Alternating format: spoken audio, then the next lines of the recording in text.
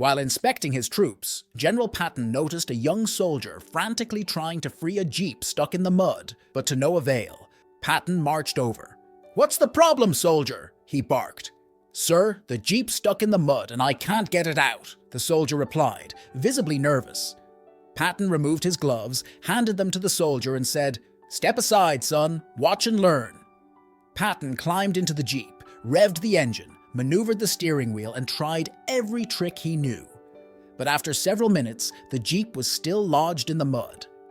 Patton stepped out, his forehead beaded with sweat but still maintaining his stern expression. "Private, there's a lesson here," he said.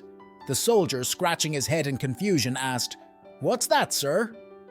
Patton leaned in with a smirk. "Never argue with a mud puddle."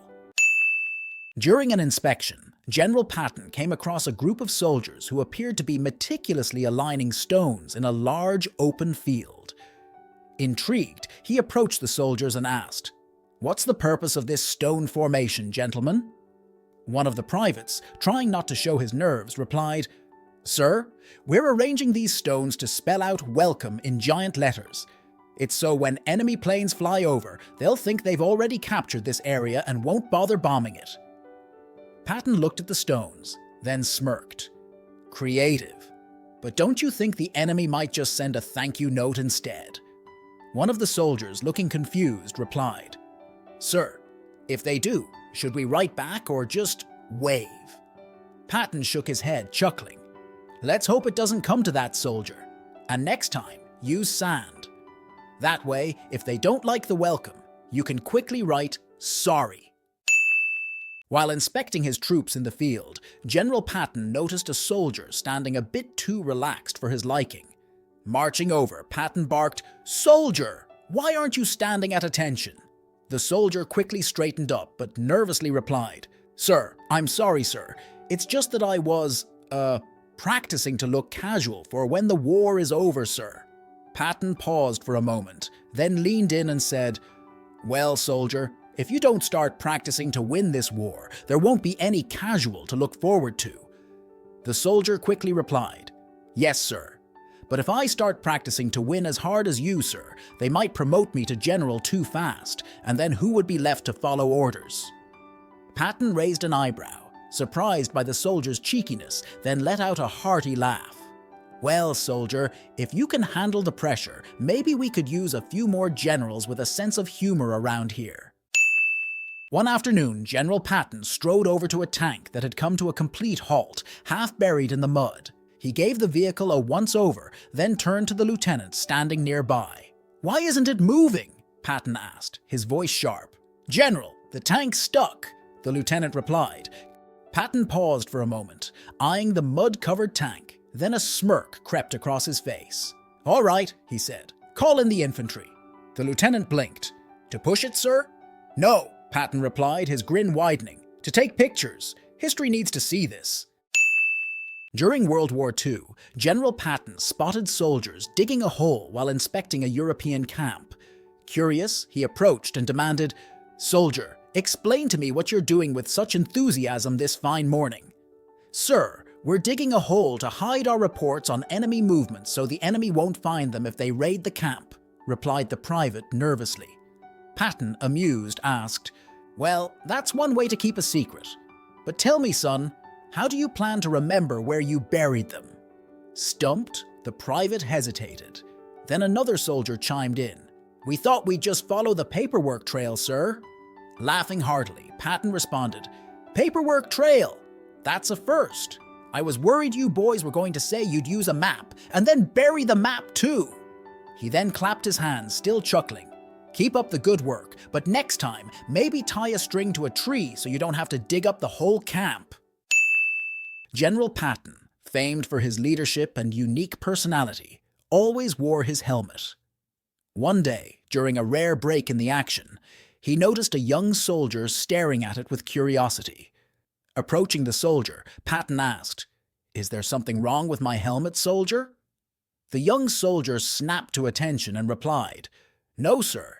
It's just that your helmet seems to have more dents than anyone else's."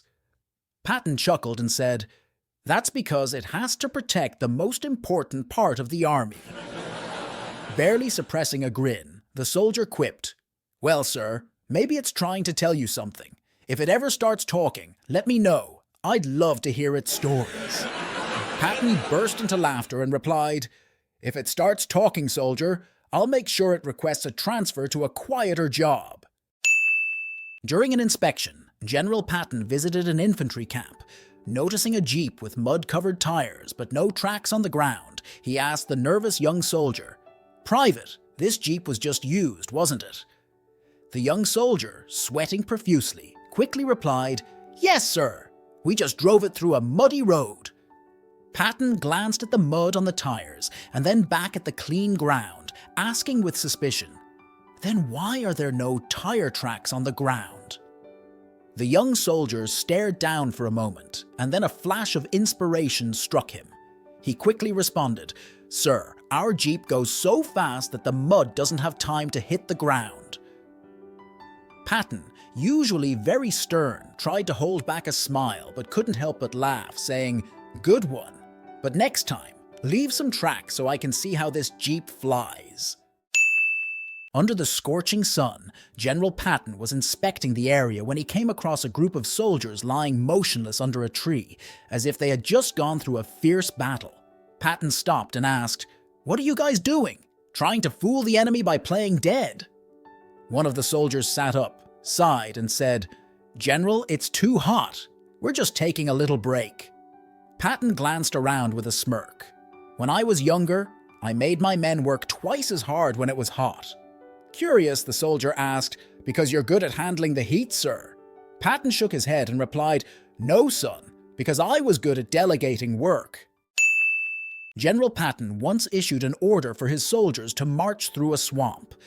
As they prepared for the challenging task, one soldier asked, "Sir, should we bring towels?"